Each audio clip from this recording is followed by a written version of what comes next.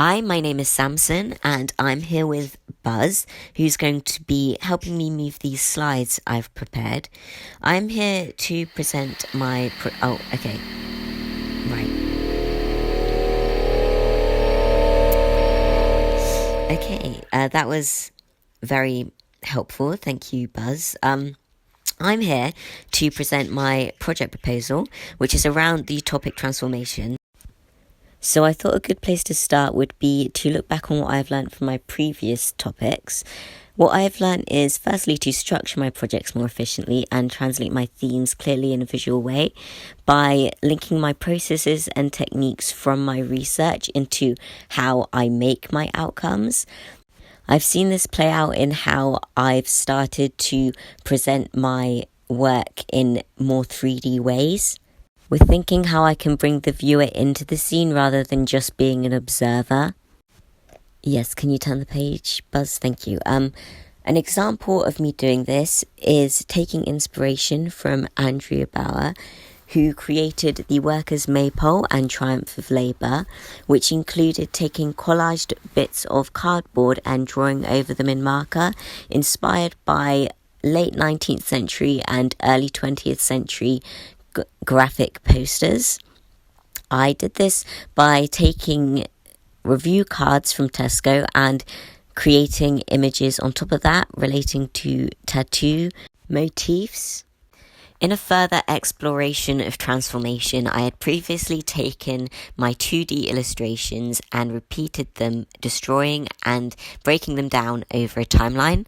This got me thinking about how I can present my 2D work in a more 3D way and opened my mind to the idea of working in series and telling a story through a transformation of those images. To grow as an artist, I'm inspired by my previous work to develop outcomes in a wider range of mediums, as I used to only focus on tattoo styles that I was interested in at the time. And again, Buzz, if you please, thank you.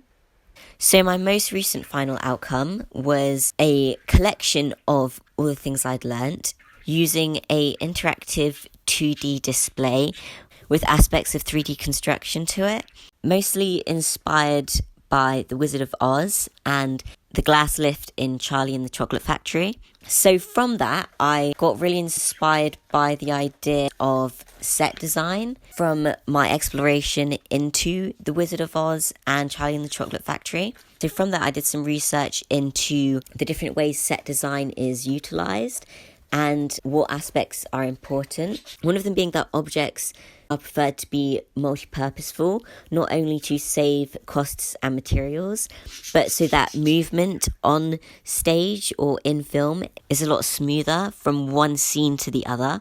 Coming off from there, I also looked into how small details, unbeknownst to the audience, can... No, Buzz, I was just explaining, enhance an actor's performance and bring them more into the scene, such as bits and pieces on a desk that may relate to their character. Okay, Buzz, if you please.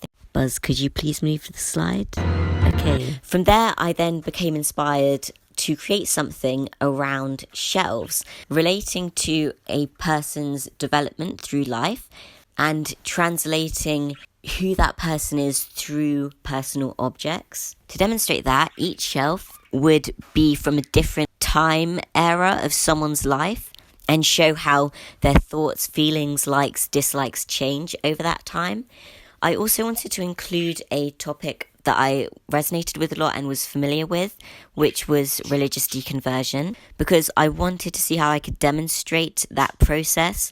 The main reason I thought of shelves was because this would help me explore a large range of objects, which would mean I'd get to explore an expanded range of visual inspiration and give me the chance to grow as an artist. With the interaction of religious deconversion within the transformation of objects, I also wanted to explore how I could merge imagery and create abstract pieces from a combination of biblical imagery and general fairy tales. Can you go to the next slide, Buzz? One way I have demonstrated this in my experimentation is taking book covers from well-known children's stories and seeing how I can merge imagery of religious iconography with those stories. Can you bring the examples I prepared by the side? Thank you, yeah.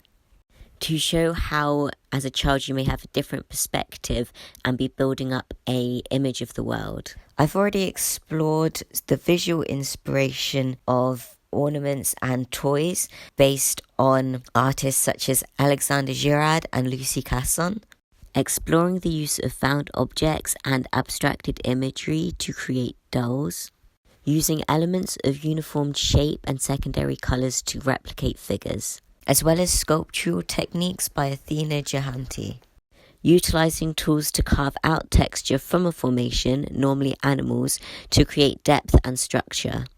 I am also inspired by the illustrations of E.H. Shepard from Winnie the Pooh and Eileen Soper from The Famous Five, whose sketches use very feathery techniques that makes the movement within the images very vivid. I intend to use the physical books that these artists illustrated as a form of research. And all that sums up the work I've done to prepare for my final outcome.